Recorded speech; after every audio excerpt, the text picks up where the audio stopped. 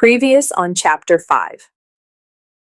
The valley had given Ted peace. The soil had answered his patience. Love had found him where he least expected it. But purpose, once discovered, often demands a price. Though the fields were beginning to thrive, Ted knew the truth his parents would never say aloud.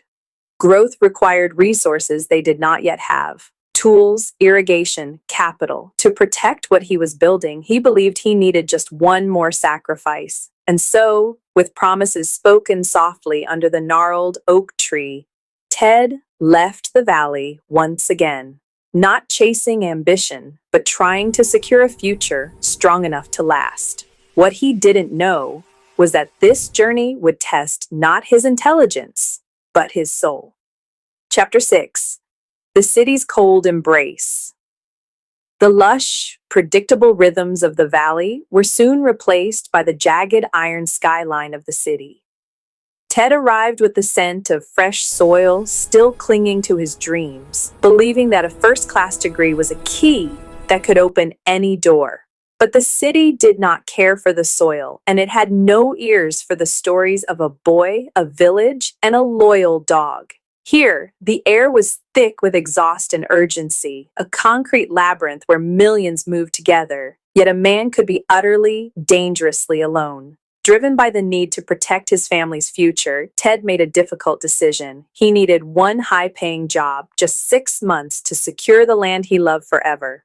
He promised Lucy he would return. Ted traveled to the distant city, staying with his uncle.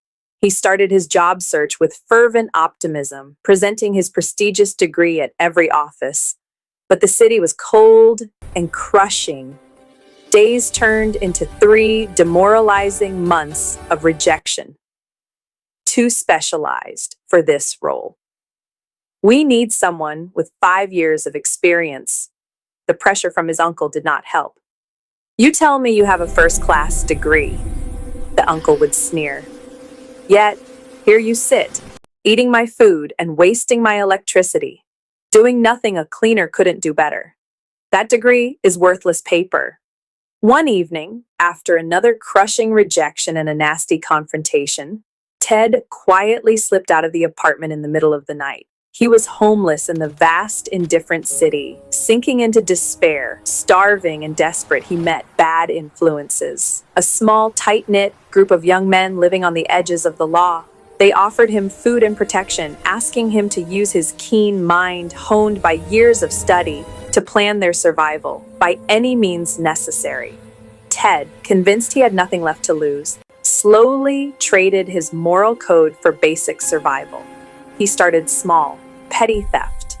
Soon, Ted, the scholar who was rescued by kindness and motivated by loyalty, was engaging in reckless, morally bankrupt activities with his new, dangerous companions. He was lost. The charcoal gray suit, once a symbol of his parents' ultimate sacrifice, now lay stained and forgotten in a dark corner of a squatter's basement. In its place, Ted wore a mask of cold calculation, his brilliant mind now calculating the timing of security patrols instead of the chemistry of the soil. The voice of Mr. Paul, the reminder that his education was a tribute to Alex, had been drowned out by the hollow ache of an empty stomach and the cynical laughter of his new crew. As he stood in the shadows of an alleyway waiting for the signal to strike, the scholar from the valley was gone. In his place was a shadow, drifting further away from the light of the gnarled oak tree and the promise of the full circle. How far can a soul fall before it forgets where it began?